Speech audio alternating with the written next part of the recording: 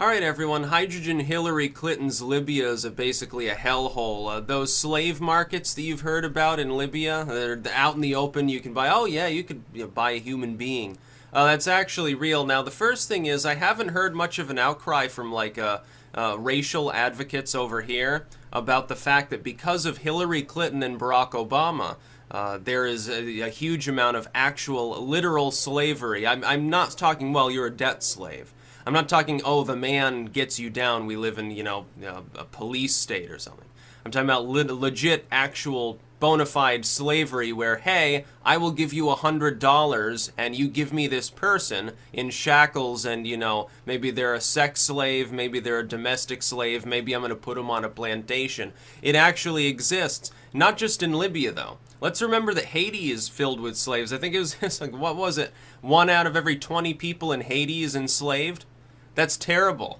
So things haven't gotten better in Haiti for several centuries, but they still want to talk about the so-called problems that we have here. You're ground down and have issues, just like women here are mistreated. They're not mistreated in the Middle East, though. Just ignore the whole, women can't drive thing or can't own property thing, or, they get raped and then they get killed for being raped thing that go on in some religious communities around the world. Ignore all those things. We don't want to focus on them because those are difficult issues to tackle. We're going to go after the low-hanging fruit of microaggressions, and that's really what it's about. Second, though, I don't hear a whole lot of people of any kind blaming Obama for his role in what happened in Libya. It's very easy to just blame Hillary Clinton because, of course, she gives immediately after. She's like, yeah, I was the grand designer of the Libya thing, and it was great. Secretary of State, oorah, I'm so tough. Look at me, I could play with the big boys and I can destroy countries too. It's sort of like a stereotypical, like a Jello Biafra side about establishment politicians or something, about neoliberal corporatists like Hillary Clinton is.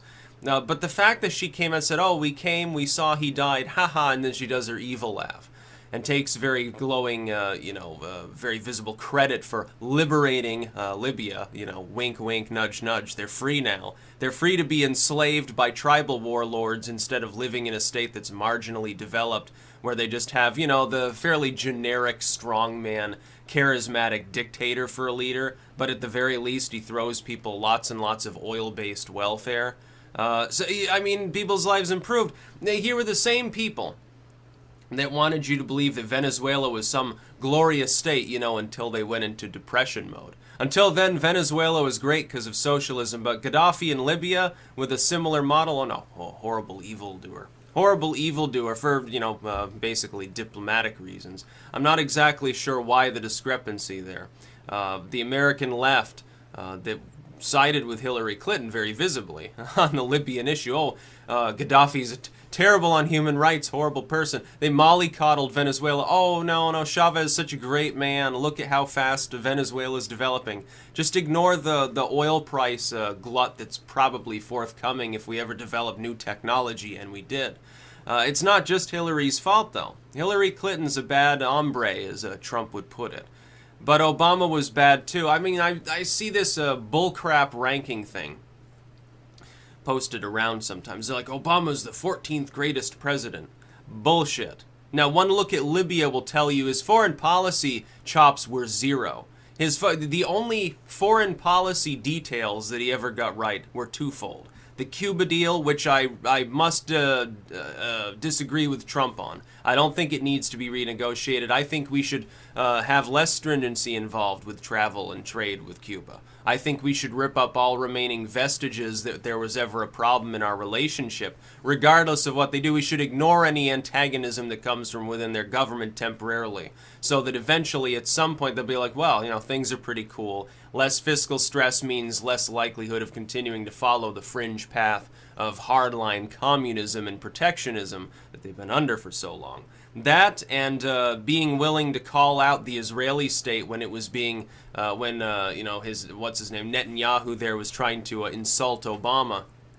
He actually toe-to-toed with him and shut him down temporarily, which was really funny. Then he gets a backlash from the news media here. Obama should be nicer to the great holy leader of the Holy Land, which was, it's like, well, he's a secular leader. You realize he's not an Orthodox rabbi or something. He's a politician. I don't think these people quite understand how it works. So on foreign policy, it was basically a disaster. Libya, it was a disaster. Syria, disaster. If you're going to judge him based on foreign policy, you should say Trump is one of the greatest modern presidents. In the last year that he's been in office, ISIS has declined to a trickle. ISIS has been basically wiped out in parts of the Middle East now. Hell, there's more ISIS in Western Europe at this point than in parts of Iraq. That's actually a success story. And I say that as someone who doesn't like the fact that we even occupied that region to begin with. We never should have overthrown Saddam either. How can people look, for instance, at the Bush presidency and say, well, he was so shitty on foreign policy, look what he did to Iraq, and then terrorism spread everywhere.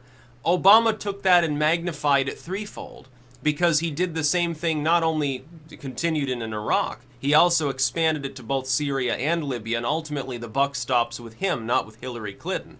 She wasn't the one who had to sign off absolutely on every aspect of foreign policy. Obama did. It was his fault. People overlook that. They'd rather blame Hillary Clinton, just like they're trying to blame the Clintons for the rape problem within the DNC, the fact that there are a lot of pervert Democrat politicians. They're trying to get you to fixate solely on the Clintons because the Clintons are never going to run again, never going to be in office again. They don't care if they tarnish their reputation. Hillary Clinton's exhausted all of her social capital. At this point, I have to say something that's going to be slightly unpopular with some of the MAGA people. Hillary Clinton has become the scapegoat of the Democratic Party. They're trying to put all of their burdens and weights on the candidate who lost, which is only half fair. She's responsible for her willingness to invade Iraq under the Bush presidency when she was in the Senate. She's certainly responsible for character assassination towards her husband's alleged various affairs and abuse allegations. She's certainly responsible for having been a shitty and corrupt lawyer. She's certainly responsible for her role in getting Obama to basically liberate the Libyans, aka render them all into slaves to various tribal warlords. She's responsible for these things. But she's not responsible for the ineffective nature of the DNC. She's not solely responsible for Libya or Syria. That goes hand in hand with Obama's policy. As for Egypt, he attempted and almost was successful at overthrowing a secular government there in exchange for hardline Muslim Brotherhood members that fund and help all of these militant groups. And then, as the cherry on top to Obama's foreign policy legacy, he thought it was just a wonderful idea to begin arming and funding the FSA, a Sharia law-loving militant group within Syria of anti-government rebels whose only difference with ISIS is they happen to want to control just Syria under hardline Islam, Wahhabism, as opposed to, hey, they want to form a caliph and knit several states together like ISIS does. That was the only difference. And yet they were considered the moderate rebels. No, I'm sorry, that's not moderate. So it's moderate to want to abuse people as long as it's within the confines of your own state. Obama doesn't care if you do that. It's when you start saying, well, yeah, maybe we need to take over the neighboring state and metastasize like a tumor. That's when he has a problem with you. It's perfectly, the actions don't matter. It's just how far you intend to go, basically. Then why was Gaddafi a problem? He was only ever abusive within his state. He never did anything to anybody else. For many decades, he was just being quiet. He was just sitting there saying, yeah, we're going to dismantle our WMD programs. Yeah. Now, look at, for 20 years, our economy's been developing. The amount of poverty in Libya is at record lows. It's a shining example of progress in a continent where there are a lot of warlords that don't know how to manage money. Gaddafi was a warlord, but he was a pretty generic tin horn. And he was a successful one. He had fiscal capabilities. He had an okay military. He kept the tribal infighting to a minimum in order to make sure there was stability, at least within urban centers. Progress was everywhere in Gaddafi's Libya. Now, every single brick that was ever laying has been smashed.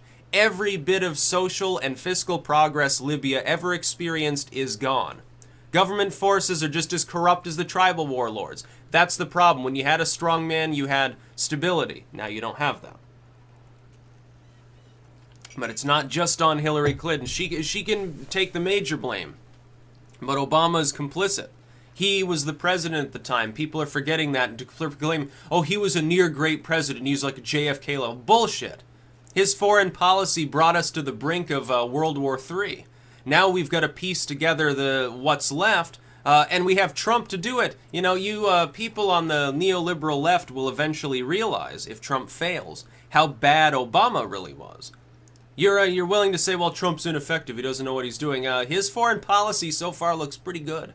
Okay, he pissed off Trudeau. Is Canada going to start spawning insurgents, and they're going to be like maple bombers here in Vermont? They're going to come attack our maple trees? Oh, he pissed off the former head of Mexico. Well, how sad. Well, he had a great meeting with the current leader of Mexico. Who fucking cares what their inept, corrupt former dictator says? He's the one who oversaw the fact that people were hanging off of the highway overpasses as cartels killed several tens of thousands of people. What about, you know, anywhere else? He's ingratiating the U.S. to a lot of the countries where we've actually had problems. Eastern Europe, the anti-Merkel sort of Visegrad group front. That's a good thing. We should switch to Eastern Europe. Western Europe has become inconsequential other than the nuclear arsenals of the UK and France. They become inconsequential. Merkel doesn't matter. They say, well, she's the most powerful person in the world. No, she's not. She doesn't run the EU except she wants to. She's going to end up pissing off half those countries. You watch, her legacy will be essentially destroyed the European Union by being so abusive and heavy-handed that the UK left, and that started the dissolution of the entire game back into what Germany really wants anyway, which is Germany and a bunch of vassal states. There'll be a German bloc. They'll probably begin controlling more or less directly the Netherlands and Belgium and some of the Austria and some of these neighboring states. Meanwhile, the Eastern Europeans, maybe they'll go the route of the UK.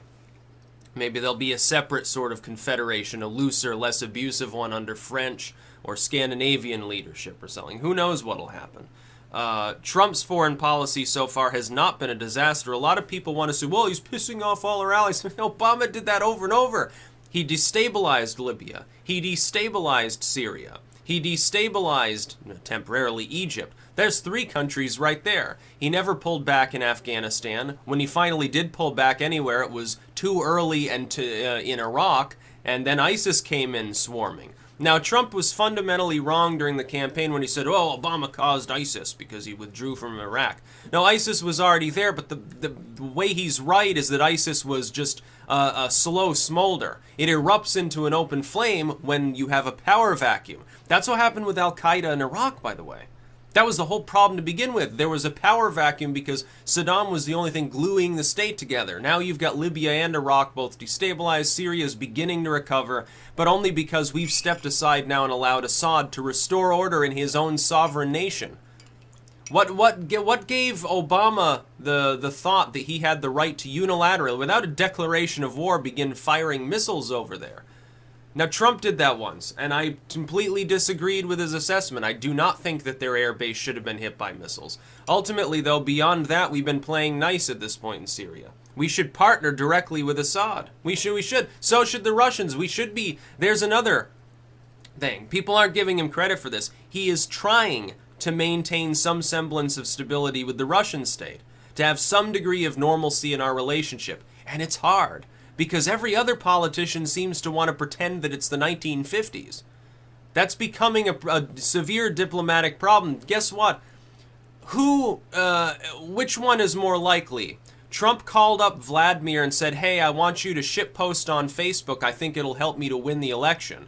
Do you think a sane person would do that? Is that more likely, or is it more likely that it's all just a fucking farce?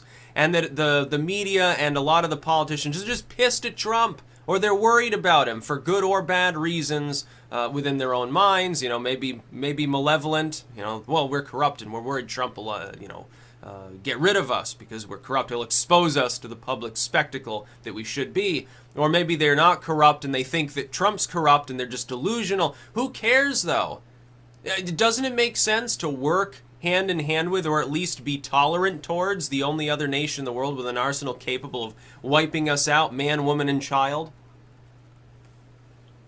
See all these articles about doomsday bunkers being bought up by the rich. You know, you can make them with just like cinder blocks and cement and stuff. You just dig a hole in the ground, you can put in your own fallout shelter. Unless you're in an urban area, you'd be fine, probably. Just make sure you get a couple weeks worth of potassium iodide, or you will get a massive goiter going there, and you probably die pretty quickly. It's the most immediate effect, by the way, is radioactive iodine. Thankfully, it's also the easiest to develop a countermeasure against, because it's preferentially, a regular iodine's taken up preferentially to the radioactive kind. You just have to flush your thyroid for several weeks before it burns itself off for the most part. That's the world that we now live in. That's partially due to the Obama foreign policy with Hillary Clinton aboard. But it's Obama's foreign policy. The fact that she was Secretary of State makes her a good scapegoat for the Democrats. It makes her a good scapegoat for the Obama fans. But ultimately, it's still scapegoating. It wasn't her. She didn't cook up the foreign policy. She carried it out as Secretary of State and coordinated it and gave advice to Obama. He had to greenlight it.